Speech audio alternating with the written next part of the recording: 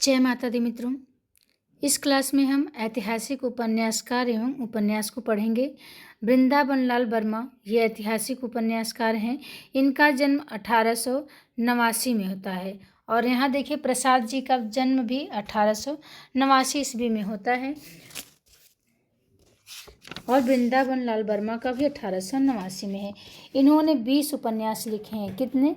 20 उपन्यास लिखे हैं वृंदावन लाल वर्मा। तो चलते हैं वृंदावन में हम।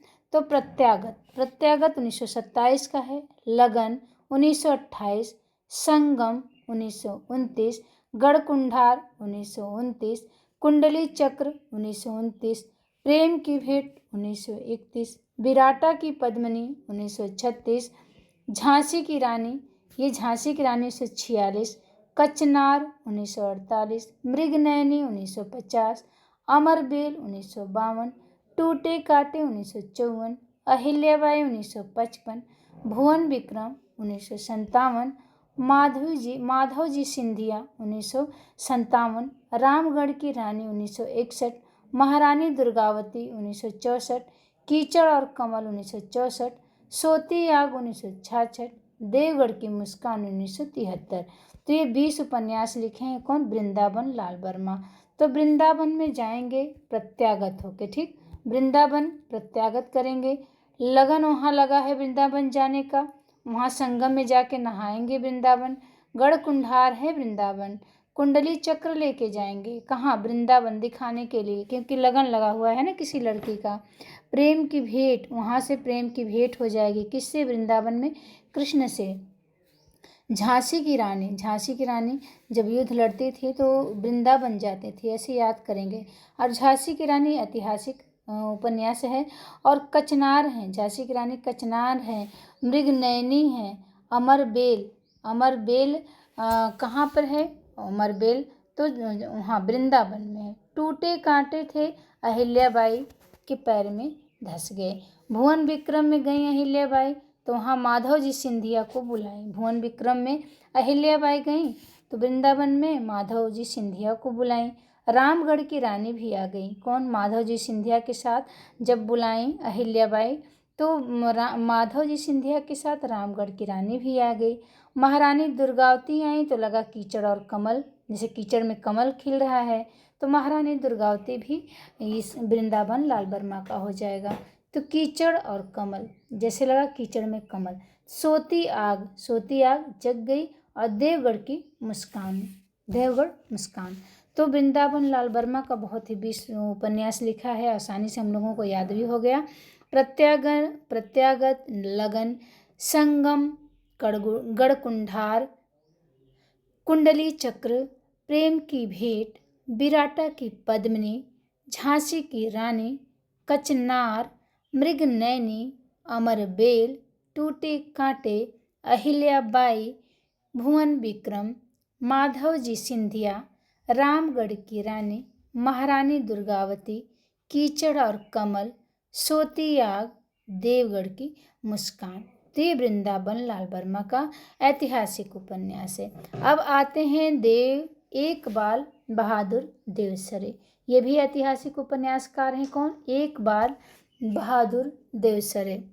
इनका जन्म 1896 में। कब होता है? 1896 में।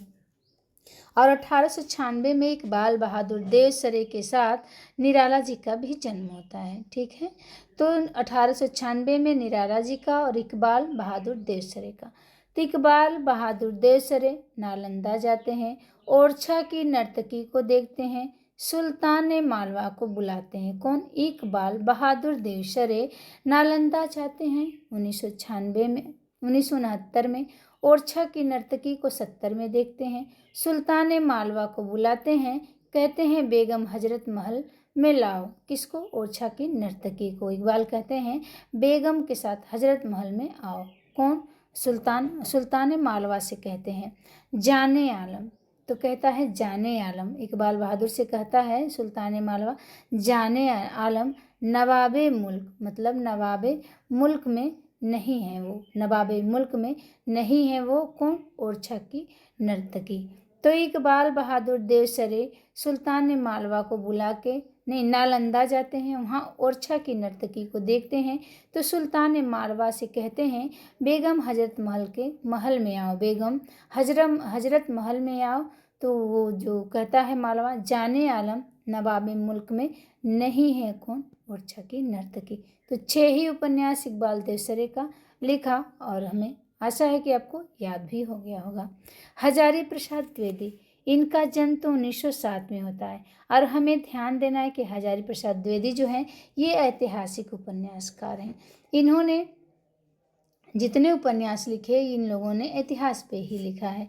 तो लिखते हैं बाण भट्ट की आत्मकथा, कब लिख देते हैं 1946 में। चारुचंद्र लेख लिखते हैं 1963 में, पुनरवा 1973 में और अनाम दास का पोथा 1976 में लिख देते हैं। ठीक, अनाम दास का पोथा 1976 में। तो 4 ही उपन्यास लिख के, ये ऐतिहासिक उपन्यास लिख के 4 अमर हो गए हजारी प्रसाद द्विवेदी। तो हजारी प्रसाद द्विवेदी बाण भट्ट की आत्मकथा उपन्यास इनका है, चारुचंद्र लेख 1963, पुनरवा 1973, अनाम दास का पोथा 1976 में। अब अगले पेज पे आते हैं हम। अगले पेज पे मिलेंगे सनहैया लाल ओझा। अब ये कन्हैया नहीं है, यहाँ कन्हैया नहीं है, सनहैया है। ये सनहैया जो है ऐतिहासिक उपन्यासकार हैं। इन्होंने लिखा है संपर्क और समर्पण। तो संपर्क करिए लेकिन समर्पण का भाव रख के करिए, किससे? सनहैया लाल ओझा से, क्योंकि सनहैया लाल ओझा मनुष्य का मूल्य नहीं समझते हैं। तो संपर्क और समर्पण मनुष्य का मूल्य सनहैया लाल ओझा का है। मकड़ी की जाल की तरह, ये मकड़ी का जाल है कौन? सनहैया लाल ओझा। तो संपर्क और समर्पण करना है, मनुष्य का मूल्य ये नहीं समझते हैं, मकड़ी की जाल की तरह है सनहैया लाल ओझा। सिंधु सीमांत, सनहैया कहाँ सबको लेके चले जाते हैं? सिंधु सीमांत में। वहाँ कहते हैं सर्वनाम संभवामि, मतलब सभी का नाम यहाँ संभव है लेना। तो सर्वनाम संभवामि ये किसका है? ये हो जाता है सनहैया लाल ओझा का। तो इन्होंने भी 6 उपन्यास लिखा। कौन कौन? सनहैया लाल ओझा, संपर्क और समर्पण, मनुष्य का मूल्य, मकड़ी का जाल, सिंधु सीमांत, सर्वनाम, संभवामि 1983 में।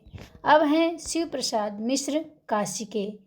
शिव प्रसाद मिश्र रुद्र काशिके, इनका जन्म 1911 में होता है और आपको कमेंट में बताना है कि 1911 में और किसका जन्म होता है। ठीक है, इन्होंने 2 ही उपन्यास लिखे, वो भी ऐतिहासिक लिखे।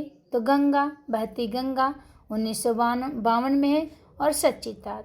तो शिव का प्रसाद कहाँ मिलेगा? काशिके में मिलेगा। बहती गंगा में हाथ धो लो, सच्ची सच्ची बता रहे हैं। तो सच्ची तात 2 ही है। अब आते हैं वीरेंद्र कुमार जैन। इनका जन्म 1917 में होता है। वीरेंद्र कुमार जैन का जन्म होता है 1917 में, मृत्यु हो जाता है 1996 में। तो अनुत्तर योगी, ये वीरेंद्र कुमार जो है अनुत्तर योगी, तीर्थंकर, महावीर 4 खंडों में लिखा इन्होंने, क्रमशः 1974, 75, 78, 81। अनुत्तर योगी शीर्षक महावीर 4 खंडों में लिखा है, क्रमशः 74, 75, 78 और 81। रघुवीर शरण मित्र ने 14 उपन्यास ऐतिहासिक लिख दिया है। देखते हैं, रघुवीर शरण मित्र का है आग और पानी। रघुवीर के शरण में जाएंगे तो क्या आग में भी होके जाना पड़ेगा और पानी में भी होके जाना पड़ेगा। रघुवीर के शरण में इतनी आसान नहीं है जाना। तो आग और पानी रघुवीर शरण मित्र का है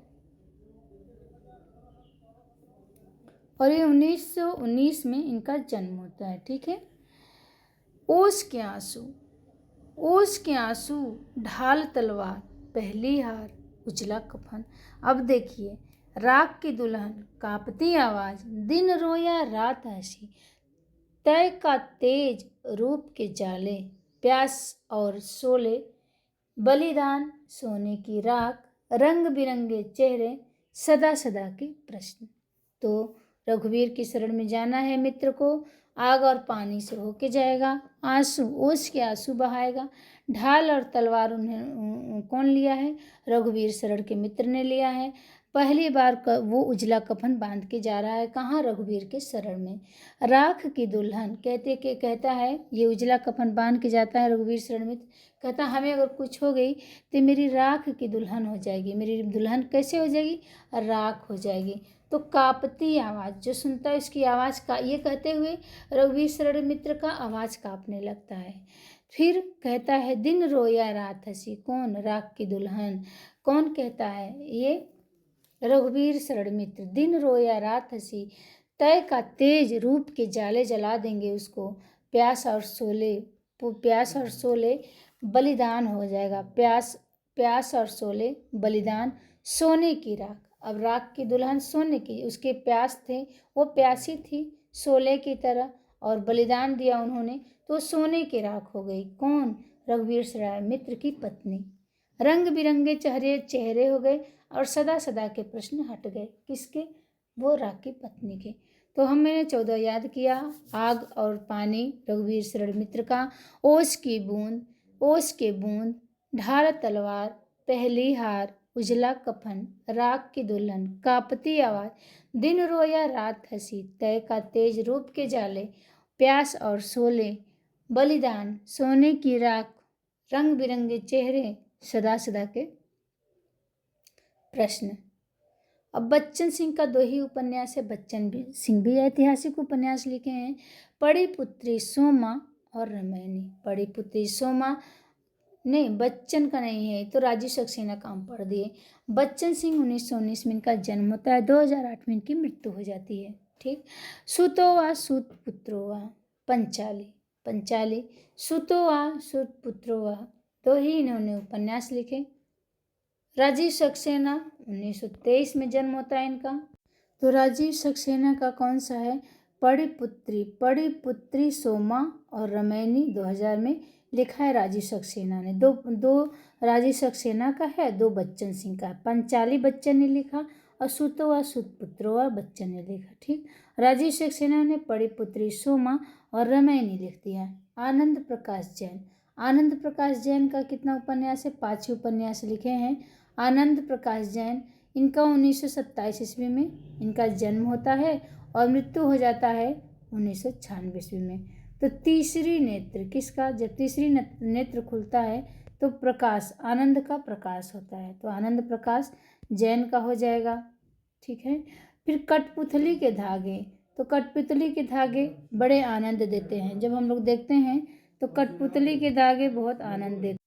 आनंद प्रकाश जैन का है तीसरी नेत्र 1957 में, कठपुतली के धागे 1959 में, कुड़ाल की आंखें 1967 में, 8वीं भंवर 1969 ईस्वी में लिखा है किसने, आनंद प्रकाश जैन ने। फिर है तांबे के पैसे 1972 में।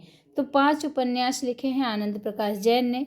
तीसरा नेत्र, कठपुतली के धागे, कुड़ाल की आंखें, 8वीं भंवर, तांबे के पैसे। फिर हैं शिव सागर मिश्र, इन्होंने 2 उपन्यास लिखा है। और शिव सागर मिश्र राजतिलक मगध की जय शिव प्रसाद मिश्र का है। मनोज शर्मा भी ऐतिहासिक उपन्यासकार हैं। 1928 में इनका जन्म होता है। इनका है राणा सांगा, कौन है, राणा सांगा 1954। शिवाजी का आशीर्वाद मनु को मिलता है। द्रौपदी की आत्मकथा कौन कहता है, मनु कहता है। कर्ण की आत्मकथा मनु, अभिशप्त कथा भी मनु कहता है। गांधारी की आत्मकथा और कृष्ण की आत्मकथा 8 भागों में किसने कहा, मनु शर्मा। तो हम पकड़ेंगे इनको, मनु शर्मा को, ये आत्मकथा ज़्यादा लिखी हैं। ठीक। देखिए आत्मकथा जैसे द्रौपदी की आत्मकथा, कर्ण की आत्मकथा, गांधारी की आत्मकथा, कृष्ण की आत्मकथा, अभिशप्त कथा, शिवाजी का आशीर्वाद लिए राणा सांगा से मिलने गए मनु शर्मा।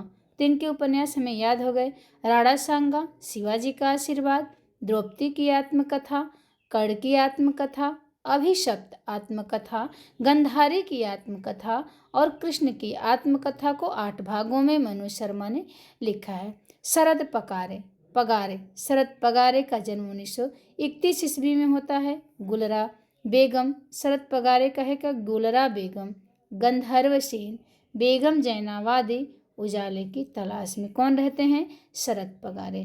तो शरद पगारे, इनका गुलरा बेगम है, गंधर्व सेन है, बेगम जैनावादी भी लिखे हैं शरद पगारे, और उजाले की तलाश में हमेशा रहते हैं शरद पगारे, बेगम जैनावादी, उजाले की तलाश, गुलरा बेगम, गंधर्व सेन। अब है राम कुमार भ्रमर। राम कुमार भ्रमर, इनका जन्म 1938 में होता है। तो राम कुमार भ्रमर फौलाद के आदमी हैं, कांच का घर इनका है, फौलाद के आदमी हैं, ऐतिहासिक उपन्यास लिखे हैं और कांच के घर में रहते हैं। कौन? राम कुमार भ्रमर।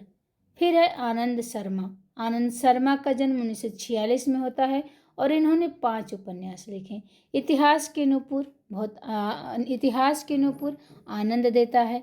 रस कपूर, ये भी आनंद है। एक और भीष्म, नर्वद सो प्यार दे, अमृत पुत्र 2006 में। तो आनंद शर्मा का है इतिहास के नूपुर, रस कपूर, एक और भीष्म, नर्वद सो प्यार दे और अमृत मंत्र, ये आनंद शर्मा का है। जयशंकर द्विवेदी का है महाकवि कालिदास की आत्मकथा। देखिए, जयशंकर भगवान ने महाकवि कालिदास की आत्मकथा लिख दिया, और ये आत्मकथा नहीं है, ये भी ध्यान देना है, ये उपन्यास है। तो महाकवि कालिदास की आत्मकथा जयशंकर द्विवेदी हैं, ये प्रसाद भी नहीं है, ये भी ध्यान देना है। जयशंकर द्विवेदी ने महाकवि कालिदास की आत्मकथा लिखा और ये उपन्यास है। हम मनु शर्मा का आत्मकथा करके कई पढ़े हैं ना, ये भी हमें देखना है। अगर पूछ दे विधा तो हम कंफ्यूज हो जाएंगे। ठीक, द्रौपदी की आत्मकथा उपन्यास लिखा मनु शर्मा ने। उसके बाद कर्ण की आत्मकथा उपन्यास लिखा, अभिशप्त कथा उपन्यास लिखा, गंधारी की आत्मकथा पे उपन्यास लिखा, कृष्ण की आत्मकथा पे उपन्यास लिखा। किसने? मनु शर्मा ने। और ये शंकर द्विवेदी हैं जो महाकवि कालिदास की आत्मकथा 1987 में लिख देते हैं। मायानंद मिश्र प्रथम शैलपुत्री, मंत्रपुत्र और पुरोहित। तो पुरोहित 1999 का है। मायानंद मिश्र प्रथम शैलपुत्री का पूजा करते हैं, मंत्र करते हैं पुत्र के लिए। मायानंद मिश्र किससे? पुरोहित से करवाते हैं मंत्र पुत्र। प्रथम शैलपुत्री आ जाती है मायानंद मिश्र के घर। अब हैं वृंदावन लाल वर्मा। डॉक्टर गोपाल राय क्या लिखते हैं?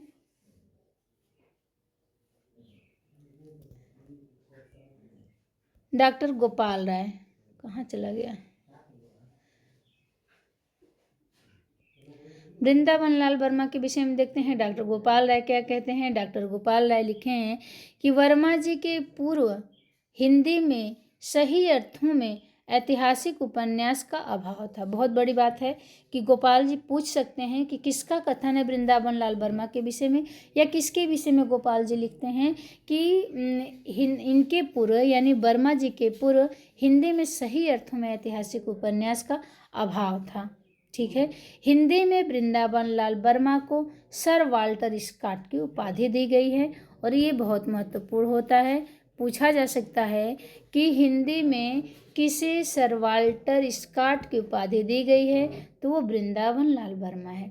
वृंदावन लाल वर्मा के उपन्यासों में बुंदेलखंड का इतिहास, प्रकृति जनजीवन, लोकगीत, लोक कथाएं आदि विस्तृत रूप में वर्णित है।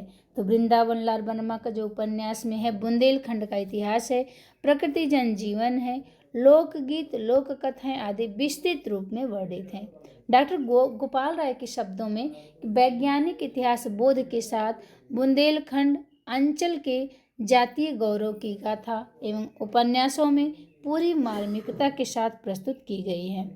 गढ़कुंडार तथा विराटा की पद्मिनी, ये दोनों उपन्यास बुंदेलखंड के मुस्लिम शासनकाल की पृष्ठभूमि पर आधारित है। ठीक है, तो गढ़कुंडार का देखते हैं क्या दिया है। कथा काल दिल्ली सुल्तान बलबन 1226 से 87 के समय का, तथा विराटा की पद्मिनी का कथा काल मुगल शासक फर्रुखसियर के समय का है। ठीक है, गढ़कुम्हार में सिकंदर लोदी तथा विराटा की पद्मिनी में अली मर्दान द्वारा मंदिरों एवं मूर्तियों को ध्वंस चित्रित हुआ है। तो गढ़कुंडार में क्या है? सिकंदर लोदी। गढ़कुंडार में सिकंदर लोदी और विराटा की पद्मिनी में अली मर्दन द्वारा मंदिरों एवं मूर्तियों को ध्वस्त जो किया है उसी का चित्रित है। ठीक है, तो हमें देखिए गढ़कुंडार में ऊपर है ना बिंदी, तो सिकंदर में भी बिंदी है, ऐसे कर लेंगे। तो गढ़कुंडार में सिकंदर लोधी और विराटा की पद्मनी में अली मर्दान द्वारा मूर्तियों एवं मंदिरों को ध्वंस किया गया है, वही चित्रित किया है।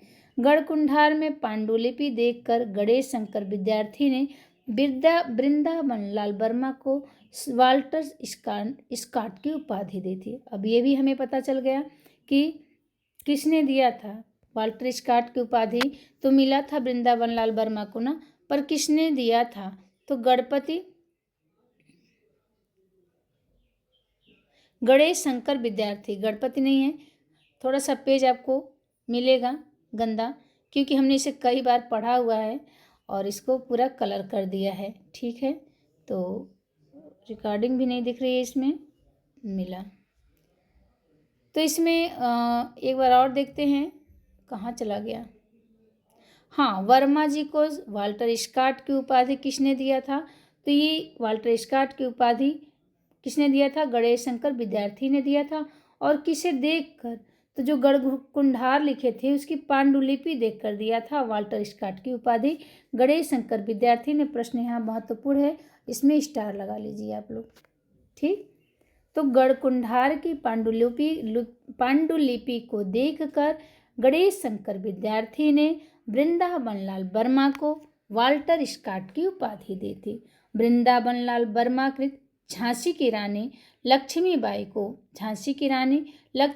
को डॉक्टर गोपाल राय ने ब्रिटिश कालीन भारतीय इतिहास पर आधारित हिंदी का पहला उपन्यास माना है। तो ये भी महत्वपूर्ण है। झांसी की रानी लक्ष्मीबाई लिखा है वृंदावन लाल वर्मा ने, लेकिन गोपाल राय क्या कहते हैं कि ब्रिटिश कालीन भारतीय इतिहास पे आधारित कोई अगर पहला उपन्यास लिखा है तो वो वर्मा जी लिखे हैं। इसके पहले ब्रिटिश कालीन भारतीय इतिहास पे किसी ने उपन्यास नहीं लिखा था।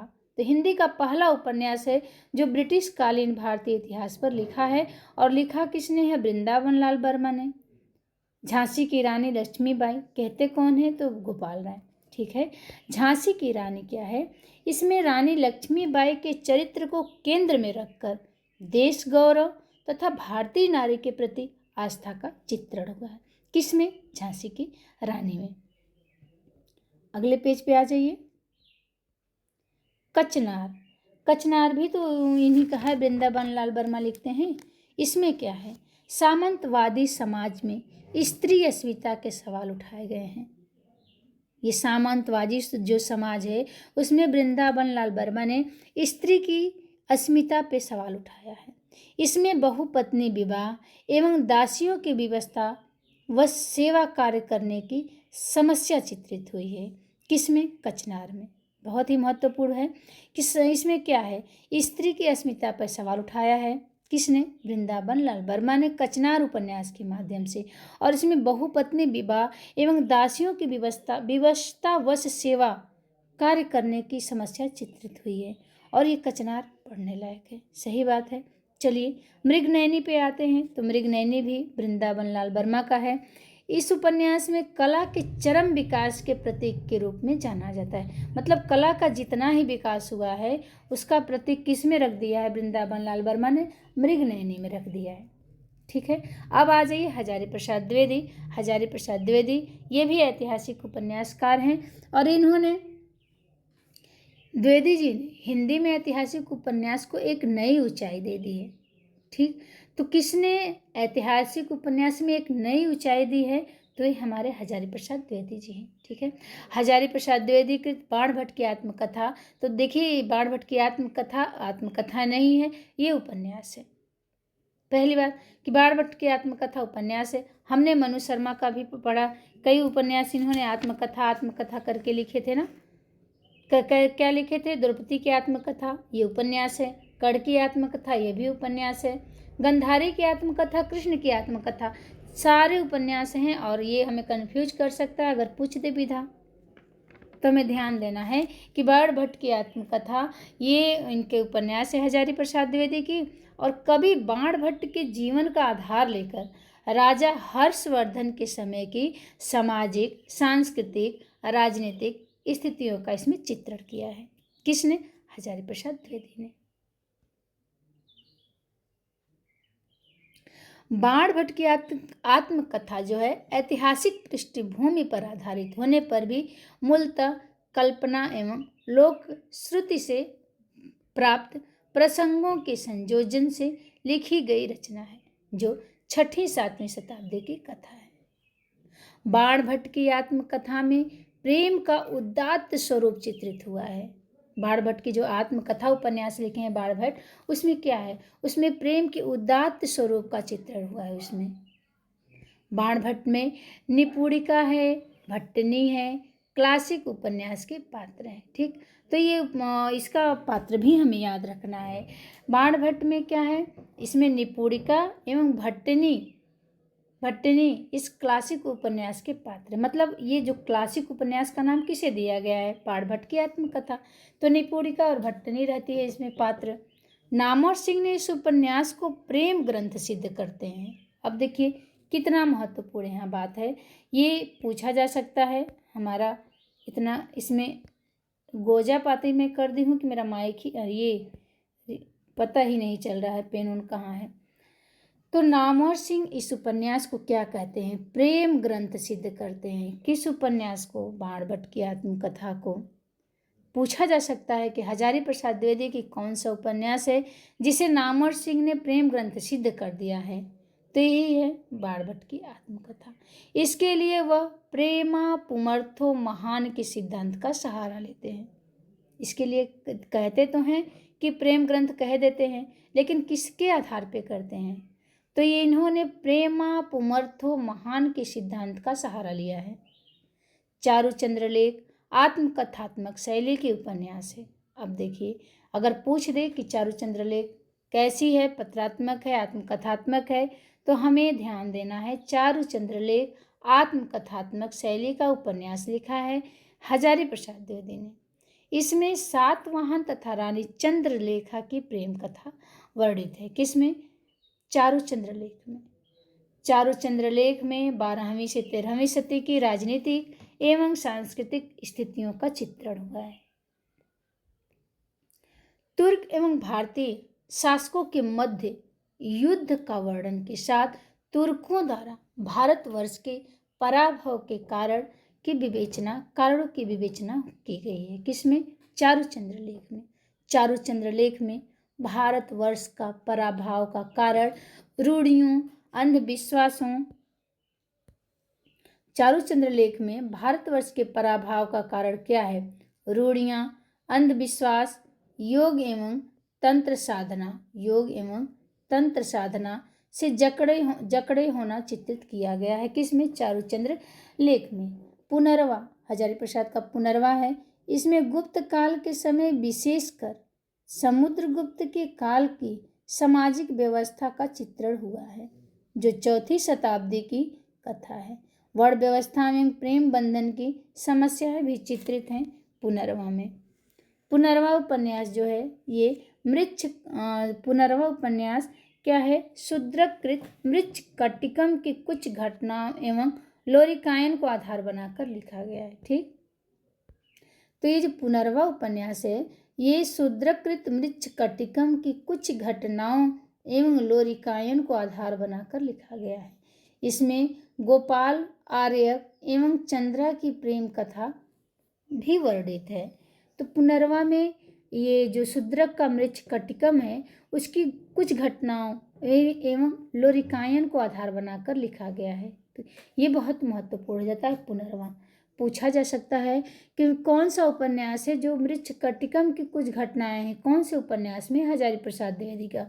और लोरिकायन को आधार बनाकर लिखा है तो ये पुनर्वा है। और गोपाल, आर्यक एवं चंद्रा की प्रेम कथा की भी वर्णित है। किसमें? पुनर्वा में। अनामदास का पोथा औपनिषदिक युग की परिवेश एवं जीवन पद्धति पर आधारित उपन्यास है। कौन? अनामदास का पोथा जो है औपनिषदिक युग के परिवेश एवं जीवन पद्धति पर आधारित उपन्यास है, और यह उपन्यास छांदोग्य एवं बृहदारण्यक उपनिषद को आधार बनाकर लिखा गया है। अब है अनामदास का पोथा। उपन्यास को रैक्व आख्यान भी कहा गया है। ये भी महत्वपूर्ण है कि किस उपन्यास को, हजारी प्रसाद द्विवेदी के किस उपन्यास को रैक्व आख्यान कहा गया है, तो अनामदास का पोथा ही है। जिसे रैक पोथा रखने के लिए क्या चाहिए, रैक को चाहता है ना, होना चाहिए हमें। तो ऐसे हम याद कर लेंगे कि रैक आख्यान किसे कहा गया है, हजारी प्रसाद द्विवेदी के किस उपन्यास को, तो अनामदास पोथा। पोथा रखने के लिए क्या चाहिए, पोथा पत्री रैक चाहिए। तो हमें याद हो गया, ठीक। और आशा है कि आप लोगों को भी याद होता जा रहा है। अगर आप लोगों को थोड़ा भी मेहनत सार्थक लगे तो लाइक, शेयर, सब्सक्राइब, कमेंट ज़रूर करिएगा, ठीक है। आपका एक कमेंट हमें और क्लास लेने के लिए उत्साहित करता है कि आप लोगों को आवश्यकता है दृष्टि पढ़ने की, ठीक है। देखते हैं डॉक्टर गोपाल राय के अनुसार अनामदास का पोथा का लक्ष्य क्या है। औपनिषदिक अध्यात्म चिंतन का पुनराख्यान नहीं, वरन उसकी आज की जिंदगी के अनुरूप व्याख्या किए हैं। अनामदास का पोथा के विषय में डॉक्टर गोपाल राय क्या कहते हैं, कहते हैं कि अनामदास का पोथा का लक्ष्य औपनिषदिक अध्यात्म चिंतन का पुनराख्यानक नहीं है, वरन उसकी आज की जिंदगी के अनुरूप व्याख्या करते हैं। किसमें, अनामदास के पोथा में।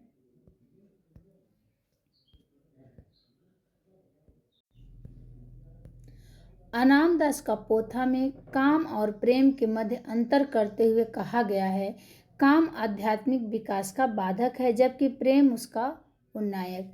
तो ये भी ध्यान देना है कि अनामदास का पोथा है, काम और प्रेम के मध्य अंतर करते हुए इसमें कहा गया है कि काम जो है वो आध्यात्मिक विकास का बाधक है जबकि प्रेम उसका उन्नायक है। अन्य ऐतिहासिक उपन्यासकार एक बार देख लेते हैं। इकबाल बहादुर देवसरी के उपन्यासों का विषय मध्यकालीन इतिहास रहा है, ठीक है। सनैयालाल ओझा इनका सर्वनाम उपन्यास आर्यों अनार्यों के इतिहास तथा बंगाल के नक्सवाड़ी आंदोलन को आधार बनाकर लिखा गया है, ठीक है। संभवयामी भी लिखा है सनैयालाल ओझा ने। देव सभ्यता एवं हड़प्पा सभ्यता को आधार बनाकर लिखा गया है। तो कैसे याद रहेगा, संभव है कि देव सभ्यता हमारे अंदर आ जाए तो हमें याद रहेगा कि देव सभ्यता में हड़प्पा सभ्यता को आधार बनाकर लिखा गया है उपन्यास है। इसमें देव सभ्यता को मानवीकरण किया गया है, मतलब देव सभ्यता जो है उसको मानवीकरण कर दिया गया है। किसमें, संभवामी में। शिव प्रसाद मिश्र काशी के कृत बहती गंगा 18वीं शताब्दी से लेकर 20वीं शताब्दी के पूर्वार्ध तक के काशी के जीवन और संस्कृति को अभिव्यक्त करने वाला उपन्यास है, ठीक है। फिर सचितात की रचना प्रयोगवादी शिल्प की दृष्टि से की गई है। सचितात इनका है ना, सचितात शिव प्रसाद मिश्र का, उसमें प्रयोगवादी शिल्प की दृष्टि से की गई। वीरेंद्र कुमार जैन का जो अनुत्तर योगी लिखे हैं उसमें तीर्थंकर महावीर स्वामी के जीवन तथा उनके आध्यात्मिक एवं सांस्कृतिक अवदान पर आधारित है। एक मिनट, यहाँ थोड़ा सा कुछ छिप गया है। तो वीरेंद्र कुमार को हम पढ़ते हैं, इनका जो है अनुत्तर योगी लिखा है। तीर्थंकर महावीर स्वामी के जीवन तथा उनके आध्यात्मिक एवं सांस्कृतिक अवदान पर आधारित है। हमने सही पढ़ा, किसका, जो अनुत्तर योगी लिखे हैं। तो अनुत्तर योगी किस पे आधारित है, तो महावीर स्वामी के जीवन पर आधारित है, हमें याद रखना है, ठीक है। उसके बाद आते हैं राजीव सक्सेना। इनका पड़ी पुत्री सोमा अनार्यों के संघर्ष पर तथा रामायणी सन 1857 की क्रांति पर आधारित है। तो यहाँ रामायणी महत्वपूर्ण हो जाता है कि ये 1857 की क्रांति पर आधारित लिखा है। किसने, राजीव सक्सेना ने। आनंद प्रकाश जैन का कुणाल की आंखें उपन्यास में अशोक के इतिहास का वास्तविक चित्रण किया गया है, कुणाल की आंखें, ठीक है। तो आनंद प्रकाश जैन कृत कुणाल की आंखें में उपन्यास में अशोक काल की इतिहास का वास्तविक चित्रण है। कठपुतली के धागे में क्या है, आनंद प्रकाश ने क्या लिखा है, तो अवध के नवाबों एवं उसके ठाठ पर आधारित उपन्यास है। कौन, कठपुतली के धागे। 8वीं भवर में पश्चिमी उत्तर प्रदेश के एक गोसाई परिवार के जीवन का चित्रण हुआ है। किसमें, 8वीं भवर में। शरद पगारे कृत गुलरा बेगम एवं शाहजादा शाहजादा खुर्रम है कि प्रेम कथा का अंकन हुआ है। खुर्रम ही है। गुलरा बेगम एवं शाहजादा खुर्रम की प्रेम कथा का अंकन किसमें हुआ है? शरद ऋतु में हुआ है, ऐसे याद कर लेंगे। गंधर्व सेन में उज्जैनी नरेश गंधर्व सेन के श्रृंगारिक जीवन एवं वीरता का चित्रण है। बेगम जैनावादी में क्या है? नृत्यांगना जैनावादी और मुगल बादशाह औरंगजेब की प्रेम कथा का वर्णन है। तो बेगम जैनावादी ये लिखा है आनंद प्रकाश जैन ने। इसमें नृत्यांगना जैनावादी और मुगल बादशाह औरंगजेब की प्रेम कथा का वर्णित है। प्रताप नारायण श्रीवास्तव हैं। बेकसी का मजार लिखा है, हमने उधर नहीं पढ़ा, यहाँ दिया हुआ है। बेकसी का मजार प्रताप नारायण मिश्र का उपन्यास है। इसमें क्या है? अंतिम मुगल सम्राट बहादुर शाह को केंद्र बनाया गया है। इसकी रचना ऐतिहासिक तथ्यों पर आधारित है। तो बेकसी का मजार लिखा है प्रताप नारायण श्रीवास्तव ने। अंतिम मुगल शासक बहादुर शाह था, उसको केंद्र बनाकर लिखा गया है। तो हमारा ऐतिहासिक उपन्यास भी समाप्त हुआ। आप लोगों का बहुत बहुत धन्यवाद। जय माता दी, राधे राधे। मिलते हैं अगले क्लास में। तब तक आप लोग स्वस्थ रहिएगा, मस्त रहिएगा, पढ़ते रहिएगा। मेरे क्लास को लाइक करिएगा, सब्सक्राइब करिएगा, शेयर करिए ना करिए, कमेंट जरूर करिएगा। तो धन्यवाद मित्रों।